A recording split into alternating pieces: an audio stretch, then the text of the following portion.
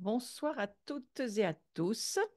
Nous sommes jeudi 15 février, il est 19h01 et nous allons reprendre ce sujet de la nouvelle création de l'homme. Juste rappeler deux, trois petites choses pour ceux qui rentraient dans ce cours directement et qui n'avaient pas pu entendre les cours précédents. Je trouve intéressant de se rappeler que l'humanité que nous sommes, elle est créée pour se tenir devant Dieu, dans la présence de Dieu, dans l'amour de Dieu, et qu'on est créé vraiment pour chanter, louer Dieu et jouir de ses bénédictions. Parce qu'on pourrait peut-être l'oublier hein, si on n'avait pas cette certitude dans la parole de Dieu de ce plan merveilleux. Et Dieu prend un grand plaisir à nous faire faire des choses que lui seul peut faire, voyez. Simplement pourquoi? Parce qu'il veut que nous puissions vivre, expérimenter sa gloire et qu'on puisse lui redonner à lui seul toute la louange et la gloire.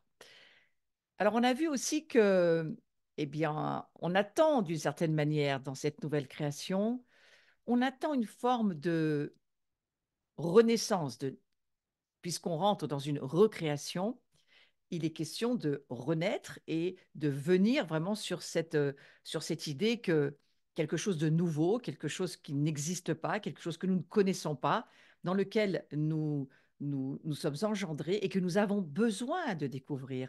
On a besoin de découvrir qui nous sommes. Et on n'a pas besoin d'attendre de mourir pour le faire, parce que ce processus, il commence dès maintenant, dès l'humanité dans laquelle nous sommes, cette incarnation que nous sommes, eh bien, il y a cette création en nous qui est là et qui attend de se développer, puisque c'est un potentiel qui doit se développer à l'intérieur de nous. Et j'ai été sur le fait qu'il y a deux témoins de la gloire de Dieu, que je trouve très intéressant de penser à cela. C'est la conscience d'abord, et puis l'intuition. La conscience et l'intuition, elles sont toutes les deux des témoins de l'héritage spirituel de l'humanité après la chute. Témoins pas seulement de l'héritage, mais aussi de l'intimité de l'homme avec Dieu.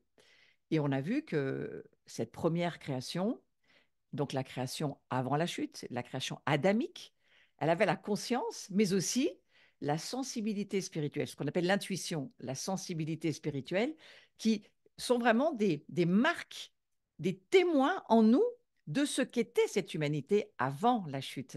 Et donc, évidemment, qu'elles sont aussi des marques et des témoins de cette intimité que Adam et Ève avaient avec Dieu. Intéressant de se dire que on peut comprendre que la conscience et l'intuition font donc bien partie de l'humanité et au fond, qu'est-ce qu'elles font, ces deux choses? Elles témoignent d'où nous venons. Elles nous ramènent vers ce grand Dieu dans les cieux et en le voyant, nous resterons attachés à Dieu et nous tiendrons ferme dans la parole de Dieu. Ça, c'est vraiment un processus dans lequel, euh, eh bien, il faut se laisser emmener. Alors, on a vu, voilà, la conscience, on a vu l'intuition, on revoit ces visuels rapidement.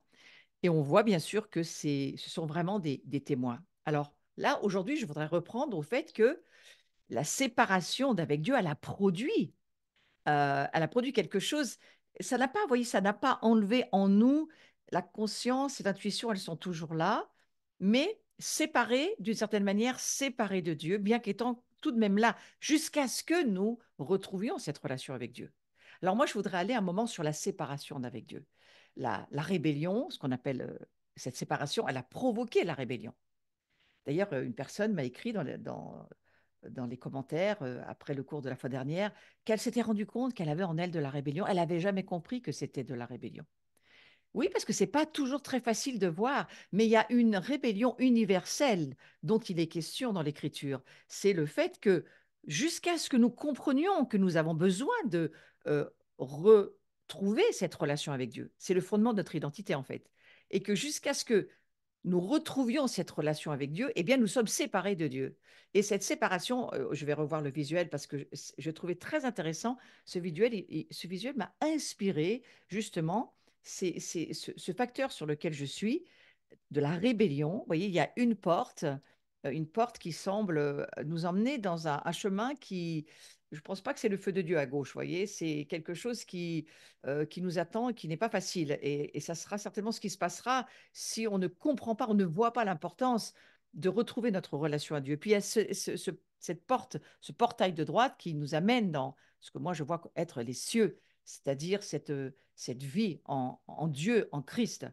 Et alors, du fait de cette séparation, la rébellion et la désobéissance d'Adam et Ève les ont placés dans cette indépendance de Dieu.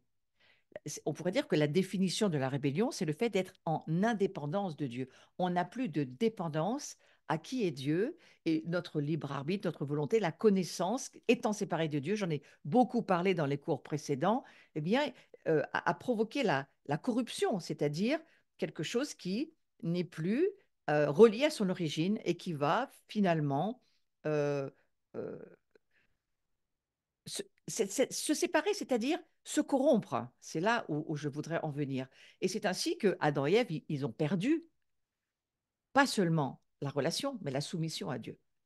Et celui qui n'est pas soumis, eh bien, il est profondément rebelle. La parole de Dieu nous dira que Satan, c'est le chef de tous les rebelles et que tous ceux qui ne sont pas en relation avec Dieu sont dans cette forme de rébellion dont le chef s'appelle Satan. Donc c'est ce qui arrive à Adam par suite de sa transgression, parce donc il s'est passé cette séparation, il s'est trouvé être séparé de Dieu et bien entendu éloigné de Dieu. J'ai fait une petite recherche sur le verbe déchoir, parce qu'on souvent nous disons que l'humanité, elle est déchue, c'est-à-dire elle n'est plus connectée, elle n'est plus reliée. Et le verbe déchoir, quand on va voir dans le dictionnaire, il signifie tomber dans un état inférieur à celui où l'on était. J'ai trouvé ça très intéressant. Tomber dans un état inférieur à celui où l'on était. Eh bien, c'est exactement ça. Nous étions euh, comme Adam et Ève avant la chute. Nous étions en relation avec Dieu, remplis de Dieu, ce souffle divin qui faisait de nous une âme vivante. Et notre esprit était bien sûr vivifié, mais notre esprit était en connexion avec Dieu par le Saint-Esprit, hein. Et on va dire, cette ancienne création, elle vivait dans la gloire de Dieu. Et elle était tout le temps dans la gloire de Dieu. Et la chute a amené la séparation d'avec Dieu, mais pas seulement ça. La chute, elle a amené la perte de la gloire de Dieu. Donc la perte du royaume, la perte de tout ce qui était communication, compréhension, perception. Il y a une cécité qui tombe sur l'humanité. Et donc le fait d'être déchu, alors j'ai été chercher les synonymes du fait de déchoir, d'être déchu, et voilà ce que j'ai trouvé. J'ai trouvé les mots comme abaissement, avilissement, chute, décadence, déclin, décrépitude, dégradation, délabrement, déliquescence, dépravation, détérioration, ignominie, indignité et misère. Oui, alors moi, je trouvais que ça résumait assez bien l'ensemble de tout ce qui n'est pas connecté à Dieu, qui s'appelle le monde et la société sans Dieu, hein. On a fait le tour. Et donc, l'humanité, à cause de la rébellion, à cause de la désobéissance d'Adam et Ève, par le fait qu'ils ont mangé de l'arbre de la connaissance du bien et du mal et pas de l'arbre de vie, cet arbre qui leur était défendu parce que Dieu ne leur avait pas donné l'autorité sur ni la connaissance, ni on va dire, le fait de vivre par eux-mêmes. Ils devaient être reliés à Dieu et c'était très important de le vivre. C'est pour ça que cet arbre de vie les maintenait en vie, éternellement en vie, hein. Mais il était bien que Dieu nous pousse l'humanité, en tous les cas Adam et Ève, hors du jardin, parce que on a pu de nouveau, par la grâce de Dieu, pouvoir être reconnecté à Dieu dans une autre création qu'il a recréée plus tard en Jésus, hein. Et c'est tellement important de se dire que sans cela, si nous avions été laissés dans ce jardin à manger de cet arbre de vie en même temps que l'arbre de la connaissance du bien et du mal, je pense qu'on était perdu éternellement. C'est ce que Dieu n'a pas voulu dans son immense amour. Donc le fait d'avoir été déchu de notre droit d'être en relation avec Dieu, parce que c'est de cela dont il est question, on était privé de la gloire de Dieu, privé de la relation avec Dieu, et donc privé à titre de sanction. Donc l'homme a perdu par là la possibilité de progresser et il a été livré à la déchéance. Donc c'est pour ça que je me suis penchée sur ce terme de déchéance, d'être déchu. Et très sincèrement, c'est pas le chemin qu'on a envie de prendre aujourd'hui. Hein, lorsqu'on parle de, ben oui, oui, l'homme va perdre la, l'état dans lequel il était, eh bien, il va se trouver dans un état inférieur de vie. Il va mourir spirituellement, il va mourir physiquement, il va perdre sa relation à Dieu et toute l'humanité va être totalement chamboulée avec cela. Et si ça vous intéresse d'étudier de façon plus approfondie on va dire, ce moment où il y a la perte de vraiment cette identité, il y a beaucoup d'enseignements sur ma chaîne qui parlent de de qui suis-je, du discernement entre la chair et l'esprit, de pouvoir comprendre qui nous étions avant, qui nous étions après en Jésus-Christ et au fond, qu'est-ce que nous avons perdu? Voilà, il y a plein d'enseignements, donc je ne veux pas revenir dessus pour ce cours-là, mais voilà, l'homme, il a quand même vraiment perdu toute possibilité de progresser et je trouve très difficile de m'entendre nous dire, eh bien oui, il est livré à la déchéance. Parce que la créature faite de poussière, elle ne pouvait plus se maintenir au niveau de la vie avec Dieu, puisque l'Esprit de Dieu, l'Esprit qui était en Adam et Ève, par la chute, l'Esprit de Dieu part, il garde le souffle, mais c'est plus l'Esprit vivifié qui reste. Il devient une âme vivante, nous dira la Genèse. Et Paul va nous dire, ben, de l'âme vivante, il faut qu'il redevienne un esprit vivifié. Et ça sera possible qu'avec le fait que Jésus va venir nous offrir par grâce, le don de l'acquittement, le don de la justice, le don de la grâce. Ça, c'est Romains 5,17 qui nous le dit. Mais pas seulement ça, il va bien entendu nous envoyer ce très, très cher Saint-Esprit qui, lui, va redevenir ce souffle en nous. Donc, la créature de poussière, faite de poussière, elle ne pouvait pas se maintenir à ce niveau-là. Elle a donc, elle est descendue d'un étage, hein, on pourrait dire ça comme ça. Et elle a perdu le privilège et l'accès auprès de Dieu. L'homme devenait inéluctable. Et la situation faisait, elle devenait inéluctable, hein, elle descendit en deçà du niveau de sa nature qui l'habilitait à vivre avec Dieu. Alors, on pourrait dire qu'il y a une espèce de peine de mort hein, qui s'est mise sur nous après cette séparation. Et la malédiction, bien sûr, qui ont atteint Adam par la suite de sa désobéissance, parce qu'elle était adaptée en fait au niveau de la créature tirée de la poussière. Et elle était aussi adaptée au fait de demeurer loin de Dieu. Et donc, autant de privilèges de la vie avec Dieu, autant qu'elle a été privée de sa présence et elle a été maintenant amenée à demeurer loin de Dieu. Elle ne pouvait pas revenir par elle-même, c'est impossible. Autant de dommages que l'homme s'est façonné de ses propres mains par sa désobéissance, dans le fait qu'il vraiment, ça devenait pour lui une obligation, il fallait qu'il se débrouille par lui-même s'il ne choisissait pas Dieu. Donc, qu'est-ce qu'il y a eu? Pour cela, il y a eu la mort. Mais ce n'est pas la mort pour la mort. C'est pour ça que j'ai fait ce visuel pour nous le remémorer. La chute de l'homme, ce n'est pas la mort pour la mort. Ce n'est pas mourir pour mourir. Parce que, vous voyez, il n'y a aucune solution en l'homme, en lui-même. Mais Dieu est un Père, Dieu nous aime, Dieu est amour. Et alors, la mort, au sens d'un retour à la poussière, qui était une miséricorde de la part de Dieu, pour que cette mort, pour faire quoi? Pour que l'homme ne vive pas éternellement son impuissance et sa déficience, hein, ce dont je viens de parler. Oui, pour que l'homme ne vive pas éternellement séparé de Dieu, pour que l'homme ne vive pas éternellement dans la déchéance. Parce que c'était ça le plan de Dieu, que l'homme n'en reste pas là et surtout qu'il ne pense pas qu'il est à vivre toute sa vie comme un pauvre pardonné mes pécheurs, un pécheur, pardonnez, oui, mes pécheurs de nature de péché toute sa vie. Non, bah, certainement pas. C'était pas du tout la pensée de Dieu. La mort, elle recèle en soi la sourde espérance.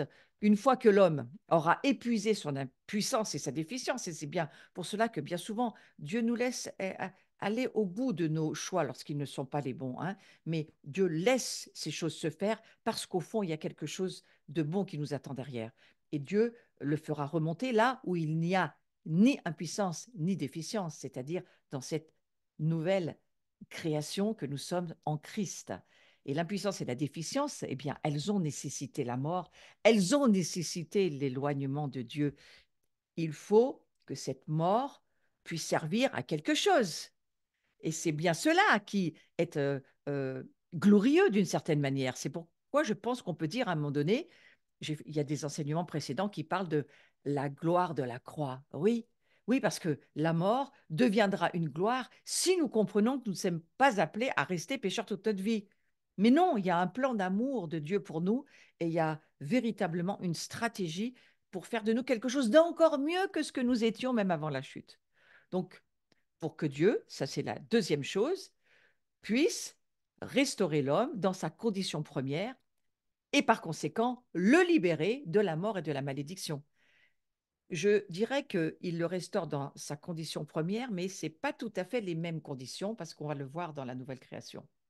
Toutes les qualités de l'homme dépérissaient jusqu'au moment où Dieu le recueille pour accomplir en lui sa volonté selon son dessein éternel. Et c'est là où on va voir ce que Dieu veut faire. Il veut promouvoir l'homme à un échelon suprême de son évolution, en le transformant intégralement de sa nature de poussière en la nature céleste, avec toutes ses bénédictions éternelles en Christ. Ça, c'est la nouvelle création. Vous voyez, ce n'est pas la mort pour la mort, c'est la mort pour la résurrection. C'est la mort pour que Dieu puisse libérer l'homme de cette mort et de ces malédictions, et c'est la mort pour promouvoir l'homme et surtout le revêtir de sa nature céleste. Quel extraordinaire plan de Dieu. Repassons ces quelques paroles dans notre cœur. La mort pour que l'homme ne vive pas éternellement son impuissance et sa déficience. Mais quelle espérance de gloire! Quelle espérance de gloire! Mes amis, ce soir, j'ai vraiment envie que ça puisse vous pénétrer à l'intérieur de votre être et que ça soit le soleil de la journée. Hein, s'il a plu, je ne sais pas. Mais vraiment, ça doit nous encourager. Dieu ne souhaite pas que l'homme vive éternellement son impuissance. Donc, il n'est pas question aujourd'hui de nous regarder comme des personnes impuissantes. On a fait cette petite maison de gens ce week-end dernier avec nos amis les Gaillères. Et j'ai beaucoup aimé le témoignage de Thierry Gaillère qui a dit à un certain moment donné, oui, moi aussi, j'ai pensé que j'étais petit et puis que je devais toujours rester petit. Puis un jour, Dieu m'a dit, non, tu es un petit grand. C'est-à-dire que, voilà, il y a en toi ce grand Dieu qui t'aide à devenir qui tu es véritablement. Donc, on va revenir au visuel et on va relire cette extraordinaire pensée de Dieu pour nous, pour que Dieu puisse faire de cette mort quelque chose de positif, pour que Dieu puisse libérer l'homme de la mort. Et oui, il nous libère de la mort parce que la résurrection de Christ, et nous sommes son corps, nous ressuscitons avec Christ, eh bien, nous aussi, nous sommes entrés dans l'éternité de Dieu. Alors, pas dans notre corps pour le moment. Notre corps est encore un corps incarné et de chair, et il n'est pas encore glorifié, notre corps. Mais notre esprit, oui, il l'est, et notre âme est en train petit à petit de le devenir. Et pour que Dieu puisse aussi, bien sûr, libérer l'homme et la femme que nous sommes de toute malédiction. Et j'ai mis sur ma chaîne en avant-première un ancien enseignement que j'ai fait sur les malédictions en rapport avec ce cours d'aujourd'hui. Je suis allée le mettre pour cela, pour que ceux qui veulent entendre un enseignement sur les malédictions, vous pouvez aller l'écouter. Parce que véritablement, l'idée de Dieu, c'est que nous ne subissions plus ces malédictions. Et pour cela, il y a quand même des conditions à remplir et des choses. Il y a notre part à faire. Hein. Évidemment, il va falloir écouter la bonne voix, il va falloir parler de la bonne manière. Mais nous sommes appelés à ne plus subir ces malédictions. Et puis, cette troisième pensée, promouvoir l'homme. Mes amis, ce soir, je prie pour toutes les promotions que Dieu prévoit pour nous. Nous avons des promotions qui nous attendent. Dans le royaume de Dieu, il y a des promotions et il y a vraiment des bénédictions qui sont là et qui sont que pour nous et vraiment qui attendent. Et Dieu veut que nous soyons revêtus de sa nature céleste. C'est son désir. Donc ce fut par un échange irrévocable de nature. Ça, j'en ai tellement parlé, mais je vais encore le redire, puis je m'arrêterai jamais de le redire, parce que c'est tellement important de bien le saisir, un échange irrévocable de nature, offert pour nous par la mort de Christ sur la croix et par sa résurrection d'entre les morts. Et si vous avez jamais aussi écouté cet enseignement sur la puissance de la résurrection, mais allez l'écouter, ça a transformé ma vie le jour où j'ai vu, j'ai compris, c'est venu, ça m'a pénétré, mais véritablement, non seulement nous avons un échange de nature à la croix, la vieille nature est considérée par nous-mêmes comme morte, par la foi, nous la considérons comme morte, et nous considérons par la foi que nous sommes revêtus et nous sommes devenus cette nouvelle nature en Christ. C'est tellement important. Petit rappel hein, que j'ai dû dire dans le cours précédent ou encore celui d'avant, mais je veux le redire. Dieu a résolu le droit à la filiation des hommes à partir d'Adam. C'est la fin de la malédiction et de la transmission générationnelle du péché. Ça, c'était une énorme bombe que je vous ai donnée il y a 2 cours précédents. Ouais. Dieu a résolu le droit à la filiation des hommes. Évidemment, puisque Satan avait coupé ce droit à la filiation, Satan, en venant tromper Adam et Ève, en venant amener un doute qui va finalement les amener à croire hein, dans leur pensée. Oui, c'est vraiment la guerre civile entre les deux oreilles, là encore et toujours. C'est là où Satan attaque dans les pensées, c'est là où il nous fait la guerre, c'est là où il sait, il s'appelle le père du mensonge, il est quand même très fort sur le sujet. Donc si nous ne connaissons pas la vérité, pas seulement de manière mémorielle, de manière cérébrale, mais en relation, en identité, en révélation, hein, eh bien, nous allons certainement nous faire avoir. Donc, le Saint-Esprit qui est en nous aujourd'hui, il est là pour nous. Jésus-Christ, il est là en faveur de l'Église. Ils sont tous les trois à nous aider et ils, vraiment, ils sont là pour qu'on puisse s'en sortir. Je pense on n'est pas excusable aujourd'hui de ne pas s'en sortir si on comprend qu'on a le Saint-Esprit en nous. Jésus va mourir pour ça. Hein. Il va mourir pour que le Saint-Esprit puisse maintenant vivre chez nous et on ne puisse plus jamais le perdre. Hein. Si on en a la conscience, il faut en avoir la conscience que il est tout le temps avec nous, on l'emmène partout et il vit absolument tout avec nous. Nous sommes la maison de Dieu. Nous sommes le temple de Dieu. Ça, c'est quand même très, très mystérieux. Et au fond, c'est ce que Dieu souhaite vivre chez nous. Donc, ce droit à la filiation, il va résoudre on va dire, ce problème devant lequel l'homme se trouvait à cause du diable. Et c'est la fin du pouvoir du péché sur nous. Je n'ai pas dit qu'il n'y avait plus de péché. Satan, il fait toujours ses histoires, il va toujours essayer de nous faire tomber, il va toujours continuer à essayer de nous combattre et à nous envoyer tous ces mensonges. Mais cette guerre, il faut la faire. On n'a pas le choix. Il faut faire la guerre. Mais nous savons que nous avons déjà la victoire. Donc ça, c'est quand même un petit peu différent. Hein. On connaît la fin de l'histoire. Nous, maintenant, il faut juste traverser, quoi. Donc c'est cela sur lequel Dieu compte chez nous. Il cherche des hommes et des femmes sur qui il peut compter, qui ont assez de foi pour croire que la guerre finale est déjà gagnée pour nous. La mort ne nous atteindra pas parce que nous sommes ressuscités avec Christ. C'est une affaire de foi de voir les réalités invisibles comme étant véritablement pour nous des réalités pour maintenant, pour aujourd'hui. Et donc, en fin de compte, Dieu, qu'est-ce qui s'est passé en parlant du fait que Dieu a résolu ce droit à la filiation pour les hommes et les femmes que nous sommes? Après la chute, bien sûr. Et pas seulement ça, je crois que il y a de cette histoire de mort à la résurrection. Moi, ça m'a fait penser aux eaux amères dans la parole de Dieu. C'est toute cette histoire, oui. Ils ont été emmenés par Dieu, Dieu qui va permettre aux Hébreux d'entrer dans une expérience de mort, finalement. Parce qu'ils vont se retrouver devant ces eaux amères et ça va être quelque chose de très difficile pour le peuple hébreu. Parce que en affrontant la mort, Dieu, en nous mettant face à la mort, Dieu veut nous faire réaliser des choses et il veut révéler en eux, les Hébreux, comme en nous, qu'il y a une possibilité de résurrection. Et comme on n'était pas après Christ, hein, là, l'histoire des Hébreux, c'est bien avant, hein, c'est dans l'Ancien Testament. Et alors, on peut voir un principe essentiel que je voudrais sortir sur ce cours et qui va beaucoup nous aider. On a tous des expériences des eaux amères. Et si vous avez jamais lu cette histoire, allez la lire dans l'Écriture, où ils arrivent vraiment, où voilà, ils râlent parce qu'ils ont soif, c'est compliqué, et puis ils vont arriver vraiment à un moment de leur vie où, eh bien, ils n'en peuvent plus. Et Moïse va crier à Dieu. Et il va y avoir ces eaux de Mara, ces eaux amères qui vont se présenter devant eux. Je ne vais pas raconter toute l'histoire, c'est trop long, mais moi, je veux parler de notre expérience des eaux amères Parce que bien souvent, nous aussi, on se trouve devant, et on va se trouver beaucoup de fois encore, devant des expériences qui pourraient et qui sont à la base amères, difficiles, difficiles à avaler, difficiles à vivre, difficiles à considérer. Ouais. Et il y a un principe essentiel qui va s'appliquer à tous les domaines de la vie. Et Dieu, il utilise nos difficultés pour nous attirer à lui. Donc, je veux redire que ces eaux amères, c'est vraiment pour nous attirer à lui. C'est, il y a un projet de Dieu toujours dans ce que j'appelle les morts qu'il faut traverser. Vous savez, quand ils se sont trouvés devant ces eaux de Mara, ben, ils pensaient tous qu'ils allaient mourir. Hein. Et donc, c'était une vraie expérience de mort. Quand Abraham s'est trouvé à redonner son fils sur l'autel, c'était une vraie expérience de mort.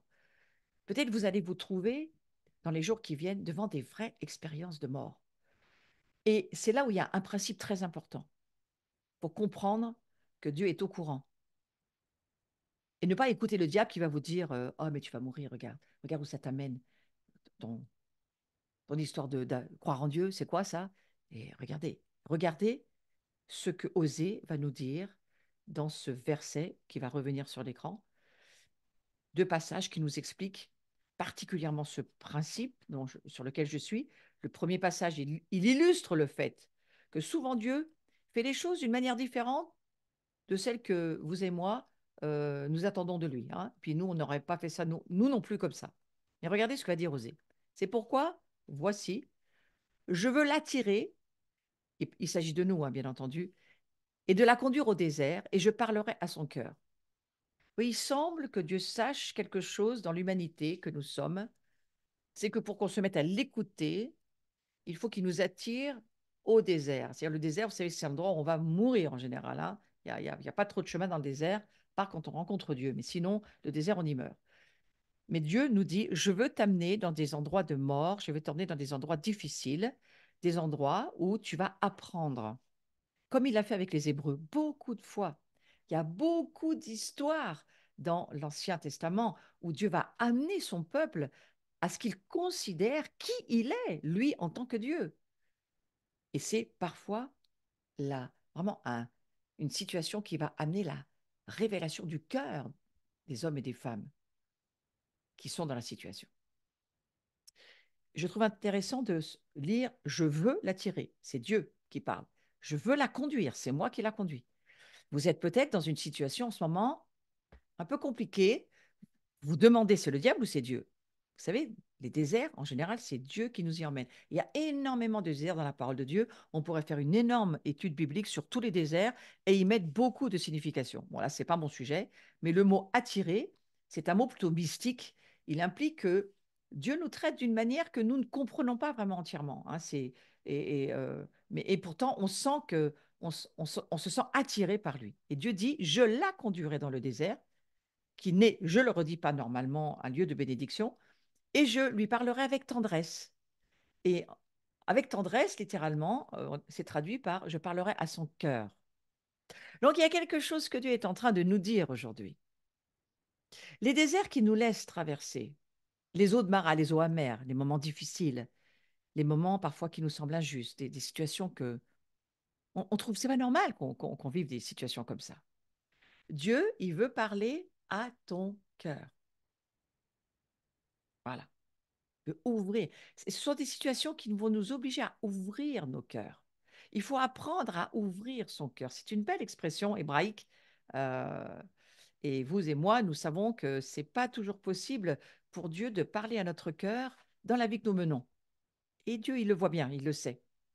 Pourquoi? Eh bien parce que parfois nos cœurs sont fermés et parfois on n'est pas vraiment réceptif et puis parfois on est entêté, on est dans nos histoires, on n'a pas forcément envie de demander à Dieu quoi que ce soit ou parfois même on n'a pas envie, tout simplement.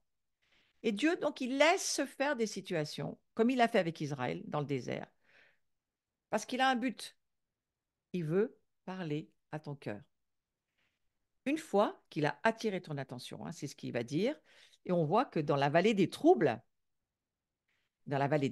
j'ouvrirai une porte d'espérance. J'ai trouvé ça tellement beau que je me suis dit, je vais le partager ce soir dans ce cours. Là, je lui donnerai ses vignes et la vallée d'Accord comme une porte d'espérance. Et là, elle chantera comme au temps de sa jeunesse et comme au jour où elle remonta du pays d'Égypte. Oui, ça nous rappelle nos premiers temps avec Dieu, nos premiers mois d'amour, quand on rencontre le Seigneur et que là, vraiment, euh, voilà, on est en amour avec Dieu. Et c'est quelque chose que Dieu cherche dans nos vies. Et bien évidemment, c'est difficile hein, de maintenir on va dire, ce degré d'amour et de passion avec Dieu. C'est très difficile. Et Dieu le sait. Et je trouve intéressant que le Seigneur nous dise que c'est dans la vallée des troubles qu'il va ouvrir une porte d'espérance. Vous voyez, Dieu n'est pas euh, inquiet. De tout ce que nous traversons, il est en contrôle. Il, il a la maîtrise du chemin que nous suivons. Et que même si je crois que nous faisons des mauvais choix, que des choses ne vont pas, il nous dit, dans la vallée des troubles, j'ouvrirai une porte d'espérance. Comme c'est encourageant. Alors, j'ai été voir en hébreu le terme accord, ça veut dire trouble. Hein. Donc, là, je lui donnerai ses vignes et la vallée du trouble. Hein, accord, ça veut dire trouble. En d'autres termes, Dieu dit, dans la vallée des troubles, j'ouvrirai une porte d'espérance et je ramènerai un chant. Il y a le retour de notre chant. Au début de l'expérience d'Israël dans le désert, on voit Myriam, toutes les femmes d'Israël, et qu'est-ce qu'elles vont faire une fois qu'elles vont sortir de ces troubles? Eh bien, elles ont chanté des louanges sur les rives de la mer Rouge. Ça ne devait pas être rien hein, de traverser la mer Rouge, de vivre avec Moïse ce temps incroyable où Dieu va ouvrir ses eaux. Et vous savez, dans la nouvelle alliance dans laquelle nous sommes, je prie que Dieu puisse ouvrir nos yeux pour que nous puissions voir combien de fois Dieu a ouvert des eaux pour nous. Ah, c'était peut-être pas les eaux de la mer Rouge, mais c'était d'autres eaux. C'est des situations qu'il a transformées pour nous, où il a amené euh, la bénédiction, où il a résolu des problèmes qu'on ne pouvait pas résoudre, où il est venu nous sortir de nos pétrins. Combien d'histoires on aurait à se souvenir. Il ne faut pas oublier, hein. Combien de fois on se met dans des troubles nous-mêmes. Mais Dieu dit, mais ne t'inquiète pas, parce que même dans la vallée des troubles, je vais ouvrir une porte d'espérance pour toi. Et souvenez-vous de ce mot espérance, hein, ce qu'il veut dire. Ce n'est pas un espoir, l'espérance. L'espérance est un terme biblique qui, c'est une conviction, une assurance de ce que Dieu est en train de nous dire. C'est pas, oh, on a l'espérance qu'il va le faire. Non, on a la certitude. L'espérance, c'est une certitude. C'est la foi, elle a l'espérance. Ouais. Et elle sait que Dieu, il va le faire. Eh bien, je le prie ce soir pour chacun et chacune d'entre nous, quel que soit le chemin que nous traversons, quels que soient les troubles dans lesquels nous sommes. Et si je devais ouvrir un Zoom et demander dans quel trouble êtes-vous, même moi, je pourrais vous en raconter, hein, parce qu'on est tous dans des troubles. Et celui qui n'a pas de trouble, c'est sans doute qu'il est mort. Hein. Donc voilà, les troubles sont là et Satan va essayer de nous dire, oh, tu vas pas t'en sortir et puis ça va être très, très, très difficile. Et il va vouloir mettre son oppression sur nous. J'ai remarqué que depuis qu'on est rentré dans ce nouveau mois d'Adar, il y a à la fois une double bénédiction qui vraiment veut se mettre sur nous, mais il y a aussi une double bataille qui se met avec ce nouvel an chinois qui se lève et ce dragon là qu'on lève un peu de partout. Hein, je vois vos visages et je vois que certaines vous avez bien saisi. Nous devons saisir la saison dans laquelle nous entrons. C'est une saison de bataille, de lutte. C'est compliqué. Il y a de la pression qui se met sur nous. Il y a de l'oppression. C'est compliqué parce que Satan se lève et il est animé d'une grande colère et il nous vise, puisque nous sommes de ceux qui voulons développer nos potentiels et qui marchons avec Dieu. Forcément, on est sur sa liste rouge. Ouais. On est au courant, ça va, on avait compris. Ouais. À côté de ça, il faut se dire, oui, mais dans la vallée des troubles, Dieu nous offre. Il nous offre. Il n'y a pas de mérite, c'est un cadeau. Il nous offre une porte d'espérance et un retour à notre champ. Et regardez ce visuel. Et elle, là, où ça là? Dans le trouble, quand ça va pas, quand tout est en train de s'effondrer, quand c'est compliqué, eh bien, alors, il y a à la fois, comme Myriam, le fait qu'elle a vu Dieu ouvrir ses eaux, mais moi, je crois que nous devons le faire aussi par la foi et demander à Dieu de nous faire voir il va y avoir une porte de sortie. Moi, je le prie pour ma propre vie, pour des domaines dans lesquels je prie pour certaines choses hein, qui sont qui sont privés, mais qui sont très proches de moi, pour lesquels je prie. Et ce soir, j'ai envie de prier avec vous que même si je ne vois pas encore la porte de sortie pour telle ou telle situation, je veux chanter comme au temps de ma jeunesse, comme au jour où je remontais du pays d'Égypte. Je veux chanter un chant de victoire parce que Dieu nous dit ce soir qu'il nous ouvre une porte. Et vous savez quoi? C'est l'année de la porte ouverte. Donc il faut en profiter, puisque c'est l'année de la porte ouverte. Des troubles, ah bah ça, on n'a pas besoin de les prophétiser, ils sont là. Mais nous voulons prendre une position spirituelle ce soir et remercier le Seigneur, être reconnaissant parce qu'il a ouvert cette porte d'espérance pour nous. Certains me demandent, mais c'est quoi cette porte ouverte? C'est déjà une porte d'espérance, de la gloire de Dieu. C'est une porte de la gloire de Dieu qui va se développer chez nous, qui va prendre du poids, de la hauteur, de la largeur, de la profondeur. Il y a de nouveau un mouvement, une vague qui est là où Dieu veut vraiment nous voir au combat avec lui, euh, aller avec un esprit de victoire, chasser les démons, guérir les malades, c'est ce que Jésus nous a dit de faire, on n'a pas d'autre planning, ressusciter les morts s'il en est, et il y en a plein autour de nous. D'abord, on va parler du Seigneur Jésus et dire que on a besoin d'un salut, voyez. Et ce travail-là, c'est pour nous, et c'est le retour de notre chant. Alors peut-être vous avez perdu votre chant, voyez, chant en termes de louange, adoration, et parfois, oui, on a des saisons, et il y a des saisons qui sont parfois plus dures que d'autres. On n'est pas toujours en été, mais si on est en été, bon, on sait qu'il y a un automne qui risque d'arriver, mais c'est une bonne saison, parce qu'au fond, en automne, il se passe plein de choses. Et puis, on sait qu'il y a un hiver aussi. Mais on sait qu'après l'hiver, il y a le printemps. Et Dieu ne nous laisse jamais sur une linéaire où il n'y a pas de porte de sortie. On est en circulaire dans le royaume de Dieu. Et dans le circulaire, on voit la saison qui arrive juste après. Donc, si vous avez perdu votre chant, si vous avez un chant dans votre cœur, qui était magnifique. Et puis, tout à coup, il y a une lourdeur, il y a un doute, il y a un sentiment que ça ne va plus, on exclut, ça ne fonctionne pas. Eh bien, moi, je veux vous dire ce soir qu'il y a une révélation pleine de tendresse. Et à ce stade, on en arrive à un objectif final de Dieu mentionné plus haut, hein. C'est au-delà de ce qu'il a révélé aux eaux amères. Voyez. Parce que ça a été formidable, cette histoire des eaux amères. Il suffisait juste de, allez, allez, plante le bâton dans les eaux, plante le bois, mets le bois dans ces eaux. Et les eaux, elles sont devenues douces. Et c'est ce que je crois être cette mort dont il est question dans la parole de Dieu, qui est bien souvent mal comprise. Et j'aimerais bien revenir à ce visuel où nous étions. Je vais y revenir parce que c'est tellement important. C'est le visuel 11. La mort, c'est pour notre bien. C'est le visuel 11. Mais la mort, c'est pour la résurrection. Les eaux amères, c'est pour la transformation en eau douce.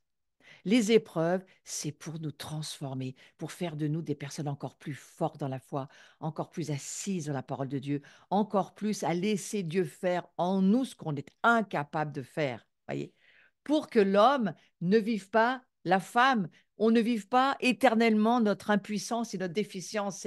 Ce soir, je veux nous dire à vous tous qui êtes connectés, et puis ceux qui vont regarder en replay, Dieu ne veut pas que vous restiez éternellement dans la puissance et la déficience. Il n'en est pas question. Donc ce soir, il faut dire non à l'impuissance et non à la déficience. Quand vous voyez ce dragon qui se lève, ce nouvel an chinois qui se croit tout permis, je peux vous dire que si le peuple de Dieu se lève avec la révélation qu'on n'est ni impuissant ni déficient, ça devrait changer les choses. Ouais. Et puis, pas seulement ça, la mort pour que Dieu puisse libérer nos vies de la peur de la mort, de la peur de mourir, de la peur de tous ces démons qu'il faut chasser, de nous, bien sûr, et de toutes ces malédictions qu'il faut briser et chasser aussi de nous, parce que nous ne sommes pas appelés à subir la malédiction que Satan voudrait nous faire subir. Nous sommes appelés à la bénédiction. Et là, je vous le dis, hein, depuis ce week-end, nous sommes entrés dans le mois d'Adar. Double bénédiction pour nous, double bénédiction. C'est un mois de la double bénédiction. Et il faut que vous puissiez le croire et vous dire, je veux la double. Et puis pas seulement ça, mais Dieu, par la mort que nous traversons, par les épreuves que nous laissons être à notre profit au fond, que de l'amertume, ça devienne de la douceur. En plantant la croix dans notre vie, en laissant Dieu nous transformer, en pardonnant l'impardonnable, en aimant le non aimable, en laissant le Saint-Esprit euh, nous convaincre qu'on a tort d'avoir raison, ouais, eh bien, on va pouvoir voir la promotion que Dieu veut pour nous parce que nous laissons cette nature de Christ en nous se développer. Et c'est ma prière ce soir, que puisse se développer en chacun, en chacune de nous, cette promotion de la gloire de Dieu. On est fatigué de croire tous ces mensonges. On est fatigué de croire ce que nos yeux voient. C'est pas ce que nos yeux voient, la vérité, c'est ce que Dieu dit. Ouais. Et ce que Dieu dit, eh bien, voyez-vous, il nous rend notre champ. Les épreuves, ce n'est pas un problème pour lui parce que, bon, ben voilà, il nous ouvre une porte d'espérance. Toutes les épreuves qui sont proposées devant nous ne sont que des portes ouvertes. Ouais. Elles sont déjà ouvertes par Dieu. Alléluia. Et combien en ce moment on est en train de voir Dieu répondre à nos prières. Moi, j'ai beaucoup de sujets de prière dans ma communauté. Aujourd'hui, on les fait témoigner en communauté parce que on se dit, Dieu, ça y est, ça répond. On est monté à un autre niveau de foi où on commence vraiment à voir Dieu nous répondre. Pourquoi? Parce qu'il voudrait qu'on soit sûr de lui. Il voudrait qu'on soit sûr de ce qu'il dit. On arrête de douter de ce qu'il nous dit. Alors, on va aller maintenant sur ce visuel 17 qui nous dit, Dieu veut donner une autre révélation de sa personne. Une autre révélation. Il l'a donnée aux enfants d'Israël, mais il veut nous la donner à nous aussi. Et on va lire, regardez. Oh, mais qu'est-ce que j'ai eu du mal à trouver hein, ce visuel, mais je l'ai trouvé. J'ai fini par le trouver. Voilà ce qui nous attend. Dieu veut se révéler autrement. Et voilà ce qu'il nous écrit, à nous comme pour Israël du reste. Cette révélation, elle est pour nous. Il veut nous la donner. Il veut qu'on la laisse pénétrer en nous et nous transformer. Parce que ce qui nous rend libres, c'est la parole de Dieu. Hein. En ce jour-là, dit l'Éternel, tu m'appelleras mon mari. Et tu ne m'appelleras plus mon maître. C'est Osée qui dit ça. C'est tellement magnifique parce que sous l'Ancienne Alliance, la relation d'Israël avec le Seigneur, eh bien, c'était une relation de mariage.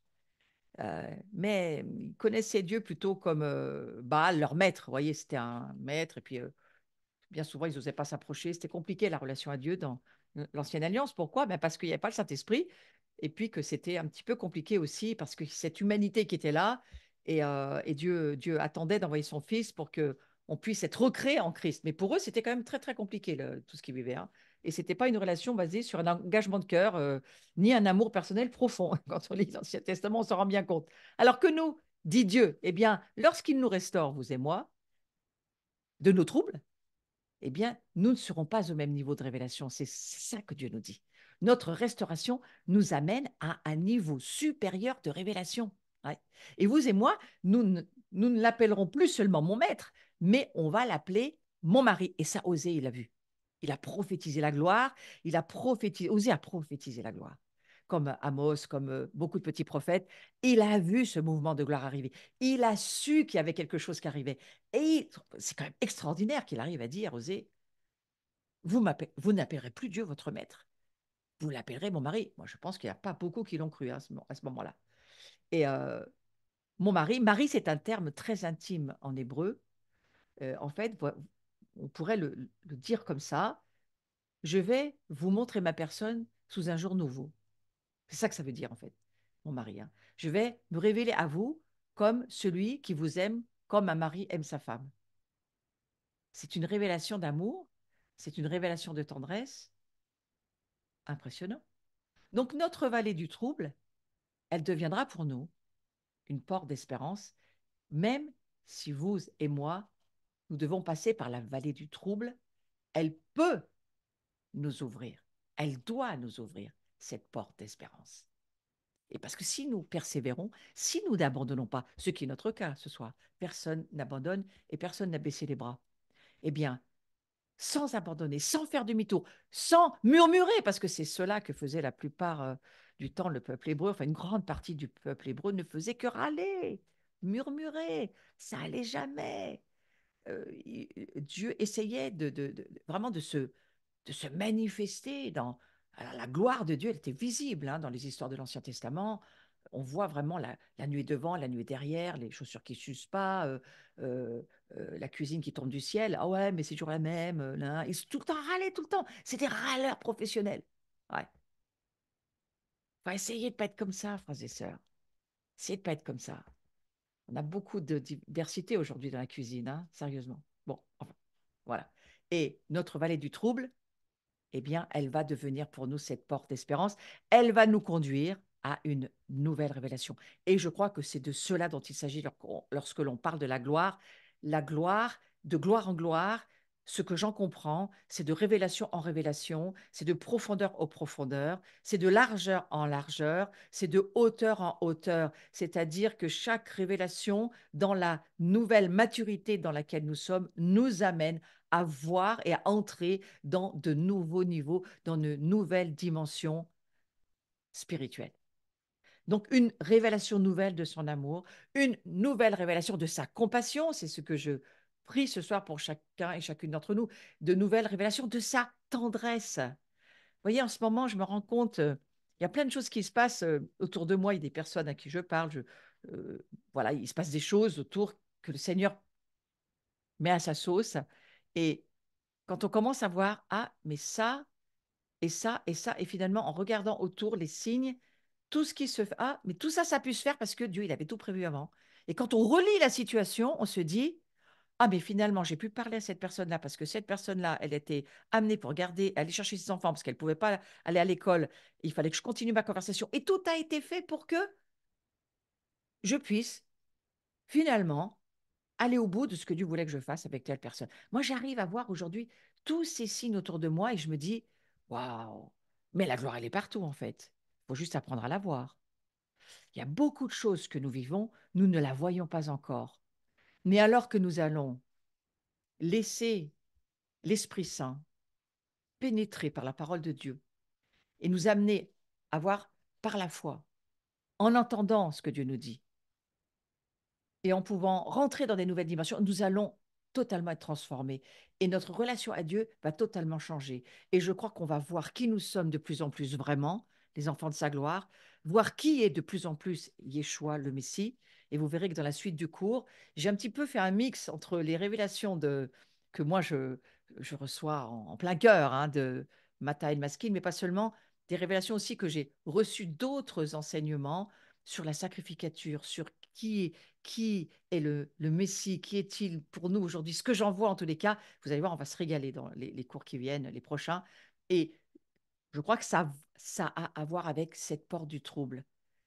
Ne vous laissez pas troubler, mais utilisez vos troubles. Ne vous laissez pas troubler, mais utilisez les troubles que vous traversez pour pouvoir voir cette porte que Dieu a ouverte cette année pour nous, pour que ça soit pour nous moyen d'avoir de nouvelles révélations, de laisser Dieu nous transformer, peut-être de nous laisser lui révéler des choses qui ont besoin d'être purifiées, sanctifiées, transformées. Personne à qui vous avez peut-être, dans votre esprit, vous êtes dit, dans votre cœur, vous êtes dit, bon non, mais celle-ci, je l'approche plus, c'est bon, voilà, on s'éloigne pour toujours. Et paf, Dieu vous la remet devant le nez, la semaine d'après.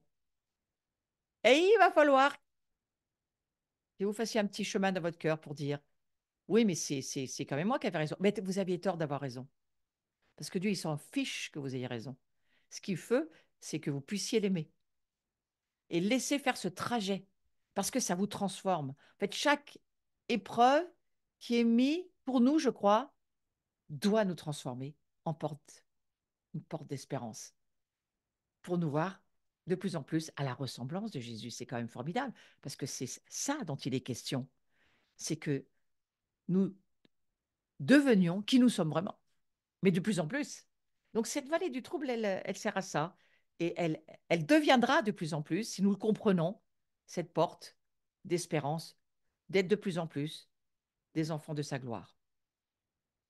Alors, est-ce que vous êtes en train en ce moment de passer par des eaux amères? J'ai eu l'impression que je suis restée un petit peu sur ce sujet aujourd'hui parce que j'ai un petit peu l'impression que c'est ce qui se produit, que le Seigneur voulait nous dire, oui, il y a beaucoup de choses amères, beaucoup de choses. Ça pique, hein? Les gens piquent autour de nous. Il y a tellement peu de bienveillance, tellement peu de considération, de même de qui on est. Mais regardez la vie de Jésus. C'était quand même un peu ça. Est-ce que Jésus s'en inquiétait? Non, mais il allait parler à son Père. Il passait beaucoup de temps dans la prière à parler à son Père, qui, à mon sens, était le bon conseiller. Ouais. Et l'Esprit Saint, dont il était rempli, comme nous, parce que nous sommes tel il est, tel nous sommes, il est notre prototype. Et je ne crois pas que Jésus se plaignait tant que ça. Mais par contre, il utilisait ces temps pour faire la joie de son Père. Et ça va être ma prière pour nous ce soir, que nous puissions être la joie de notre Père. Soyons la joie de notre Père et laissons cette joie passer et grandir au travers des troubles que nous traversons. Ne regardons pas les troubles comme étant des choses pour nous troubler, mais comme des choses pour nous transformer. C'est une autre perspective, hein. Et je crois que Jésus avait cette perspective parce qu'il connaissait les passages d'Osée et il savait ces choses. Alors si vous êtes en train de passer par des eaux amères actuellement, et si c'est le cas, gardez à l'esprit que ces eaux amères, de ces eaux amères, Dieu il va se révéler à vous d'une nouvelle manière. C'est parce que la porte, elle est ouverte, la porte de l'espérance, de la gloire, elle est ouverte, et qu'il va se révéler d'une nouvelle manière pour vous. Il vous donnera la stratégie comme il l'a fait pour les Hébreux dans le désert. Et peut-être qu'il vous dira, allez, plante, prends le bois. Le bois, c'était la croix, hein. Allez, trempe-le dans les eaux et les eaux vont être transformées, tu verras. Et je crois que si c'est le cas, eh bien, laissez-le parler à votre cœur parce que Dieu veut vous parler. C'est au travers de ces troubles que Dieu va vous parler. C'est une forme de désert, c'est une forme de mort. Mais je vous le redis, c'est pas la mort pour la mort. C'est la mort pour la résurrection, c'est la mort pour vivre, c'est la mort pour la promotion, c'est la mort pour la transformation, pour la gloire, c'est la mort pour le meilleur. Ouais. Alors n'abandonnez pas. Et on va finir avec ça. N'abandonnez pas. Paul, il écrit de manière très personnelle sur des expériences qu'il a lui-même vécues. Des expériences, si vous lisez la parole de Dieu concernant Paul, très, très difficiles. Et je vais vous lire ce passage. Et j'ai mis ce visuel parce que j'ai trouvé ça très intéressant. Quand vous voulez abandonner, pensez pourquoi vous avez commencé. C'est intéressant cette phrase. Je l'ai trouvée et je me suis dit, mais bien sûr, il faut penser pourquoi on a commencé. Parce qu'on veut être les enfants de la gloire de Dieu. C'est pour ça, tout a commencé par là. Donc, il ne faut jamais, jamais abandonner. Alors, je vais vous lire 2 Corinthiens, chapitre 1, versets 8 à 10, tout simplement pour finir ce cours et pour aller sur ce que Paul essaye de nous dire. Nous ne voulons pas, en effet, vous laisser ignorer, frères et sœurs, au sujet de la tribulation qui nous est survenue en Asie, que nous avons été excessivement accablés, au-delà de nos forces, de telle sorte que nous désespérions même de conserver la vie. Et nous regardions, comme certains, notre arrêt de mort, afin de ne pas placer notre confiance en nous-mêmes, mais de la placer en Dieu qui ressuscite les morts. Oh, oh, c'est lui qui nous a délivrés et qui nous délivrera d'une telle mort, lui de qui nous espérons qu'il nous délivrera encore. Il n'est pas en train de parler de la fin de sa vie, là. Il est en train de parler des épreuves. Il est en train de dire, mais dans toute épreuve, moi, je vais vivre ma résurrection. J'avais jamais lu ce passage comme ça avant de le comprendre dans ce cours. Je dis, mais il parle de la résurrection des épreuves, de ce qu'il traverse. Et que quand il dit qu'on est excessivement accablé, on va tous, si je vous dis qui c'est qui est accablé, non mais levez pas la main parce qu'on est tous les mains en l'air, hein. On est excessivement accablé par ce monde, Dieu le sait, il le sait. Au-delà de nos forces, oui, il y a des jours où sincèrement, heureusement que nos bras sont attachés parce que je pense qu'ils tomberaient, hein. Ouais, c'est ça. Et puis, on désespère même parfois, mais tu dis, mais comment on va rester dans la foi? Quand on nous sort, on marche sur la tête. Ça, c'est mon expression en ce moment. Euh, ceux qui ont suivi la maison de Jean, vous le savez, on marche sur la tête, sincèrement. Voilà. Mais alors, est-ce que c'est notre arrêt de mort? Le diable, certainement, c'est ce qu'il a mis au-dessus de nos têtes. Mais regardez ce que Paul dit. Tout ça pour placer notre confiance, pas en nous-mêmes. Non, non, ben non, ça marche pas. Mais en Dieu. Placer notre foi en Dieu. Placer notre confiance en Dieu qui ressuscite les morts. Paul, il y avait un truc qu'il savait, lui. Parce que lui, il savait qu'il était avant. Il savait qu'il était aujourd'hui. Vous savez qui vous étiez avant? Des pécheurs. Pécheurs, pécheurs, oui. Ah, ça, on était, oui. Mais aujourd'hui, on sait qui on est. On n'est plus des pécheurs. On n'est plus des pécheurs. Nous sommes des fils et des filles saints. On est saints parce qu'il est saint. Et lui, il est en train de nous apprendre à devenir saints. Et cette porte de l'espérance, c'est pour nous apprendre et nous faire progresser dans la sainteté, c'est-à-dire la maturité, la mise à part. Hein, ça veut dire mise à part. Eh bien oui, vous n'êtes pas comme les autres. Ne regardez pas vos voisins. Regardez pas ceux qui sont autour de vous. Ne les prenez pas en, en modèle. Mais il n'est pas question de ça. Il est question que vous regardiez Jésus en modèle et que vous considériez que vous avez été mis à part pour ressembler à Jésus. Donc, la barre, elle est haute. On est d'accord. Ouais. Et donc, Paul, il va dire, eh bien voilà, moi, je sais une chose, hein, je ne suis plus le terroriste que j'étais, je suis un homme de paix. Et même si je fais encore le mal que je ne veux pas faire et le bien que je veux faire, je ne le fais pas, je sais qui je suis. Je ne suis plus le gars que j'étais avant. Soyez sûrs de ça, frères et sœurs. Vous n'êtes plus qui vous étiez avant. Vous êtes quelqu'un d'autre et vous êtes en train de progresser. Et si vous êtes en couple, encouragez-vous. Dites-vous, ah mais quand même, on est quand même mieux que ce qu'on était avant, sérieux. Et on fait des progrès. Hein. Allez, un bon petit repas ce soir en intimité, soit en famille, soit avec Jésus. Vous êtes tout seul, mettez Jésus en face de vous, mais dites-vous que vous n'êtes plus ce que vous étiez et que Jésus ressuscite les morts. C'est un problème de vous sortir de nos épreuves. Non, ces épreuves, elles sont utiles et elles nous délivrent de nous-mêmes. Elles nous délivrent des hommes et des femmes qui ont besoin d'un cœur qui s'élargit, qui ont besoin de foi. Dieu nous prépare pour les temps difficiles. Vous allez me dire, ces temps sont déjà difficiles. Oui, mais je vous peux vous dire qu'il y a plus difficile que ce qu'on vit aujourd'hui. Faites 3 heures d'avion, allez en Ukraine, vous allez voir. Faites quelques heures, allez dans certaines régions et vous allez comprendre que chez nous, c'est encore relativement paisible. Donc voilà, ce soir, c'est ce que je voudrais nous dire dans cette prière, parce que Paul va déclarer, hein, nous étions soumis à une telle pression que nous avons même désespéré de la vie. Ça pourrait nous arriver, ça. Oui, oui, bien sûr. Parce que c'était au-delà, c'est ce que Paul est en train de dire, c'est au-delà de notre capacité d'endurer. Et moi, c'est ce que je veux combattre ce soir. Et il y a des choses qui nous amènent au-delà de notre capacité d'endurer. Eh bien, c'est parfait, mourrez, parce que Jésus va vous faire ressusciter. Mais mourrez à vous-même. Je n'ai pas dit allez vous pendre. Hein. J'ai dit mourrez à vous-même, mourrez à vos opinions, mourrez à vos j'ai raison, mourrez à j'en peux plus de ça, mourrez, mais mourrez, ne faites plus de bruit, disparaissez en vous-même et attendez-vous à Dieu qui, lui, il va vous donner sa capacité de traverser ce que vous ne pouvez pas traverser.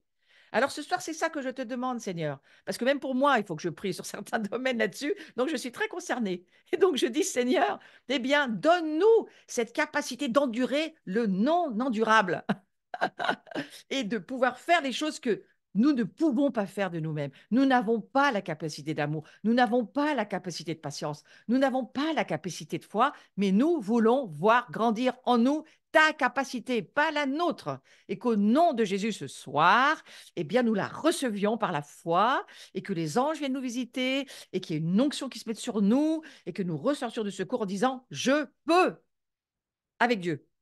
Pas seul, mais avec Dieu, je peux. Et si c'est vous supporter vous-même, eh bien, je vous promets que vous le pouvez. Parce que Dieu, lui, c'est pas qu'il vous supporte, c'est qu'il vous aime. Alors, c'est pas tout à fait pareil. Voilà, je vous souhaite une belle soirée et que vous puissiez passer une bonne fin de semaine à chacun, à chacune. Je vais faire quelques annonces rapidement et on se dira au revoir. Très vite. Alors, on va se revoir. Vous savez que je pars au Vietnam hein, dimanche pour 10 jours. Donc, je vous retrouverai la semaine d'après. Mais vous aurez le temps de réécouter quelques enseignements si je vous manque. Hein. Voilà. Mais vous me manquerez aussi, c'est sûr. Alors, quelques petites annonces qui vont arriver bientôt, je pense. On va avoir la journée du 23, ça c'est sûr, du samedi 23. Ça sera sur les émotions et la libération sur tout ce qui va être un obstacle à cette difficulté que nous avons d'absorber la capacité de Dieu en nous. Vous voyez, tout ce qui fait obstacle à la capacité divine en nous. Oui, le prochain cours, voilà, c'est le 7 mars. Hein, donc ça, je m'en excuse un tout petit peu, mais je serai au Vietnam, je ne pourrai pas être là. Mais c'est le prochain cours. Voilà. Ensuite, voilà, cette journée du samedi 23, où on va aller sur les émotions et sur la libération de ces obstacles qui nous empêchent de beaucoup plus absorber la gloire de Dieu. Moi, c'est ça un peu mon sujet, hein, donc on dira là-dessus. Ensuite, je serai le 20 avril à Paris avec un collectif de femmes. Donc là, je m'adresse aux femmes. Si vous voulez me rejoindre, eh bien, vous avez tout sur le site de Paris Tout est possible. Mais ça va être, je crois, une belle journée. Ce rendez-vous que nous voudrions vraiment avoir avec tout le monde et mettre beaucoup de rallonges à la table du CEDER. Gardez ce lundi 22 avril au soir et rejoignez-nous. Je serai avec Carlos, avec David Bouillon, Marc Blancou, Yuval Yannet. On sera tous ensemble, en ligne. On sera en ligne, bien sûr, mais autour de la table du CEDER. Ça va être intéressant. Je compte sur vous. Et nous allons, alors je voudrais présenter très rapidement André Coetzee, que je connais bien. C'est un homme extrêmement spirituel qui vient d'Afrique du Sud, qui a des niveaux très, très intéressants sur le prophétique et sur on va dire, l'intimité avec Dieu. C'est un magnifique louangeur. Il nous rejoint pour une petite maison de gens de 4 et 5 mai. Alors, c'est un homme vraiment que vous allez apprécier dans la profondeur de l'intimité avec Dieu. Lui, il vit avec les anges, il les voit. Et c'est merveilleux. Donc voilà, je vous invite à ce week-end. Rejoignez-nous.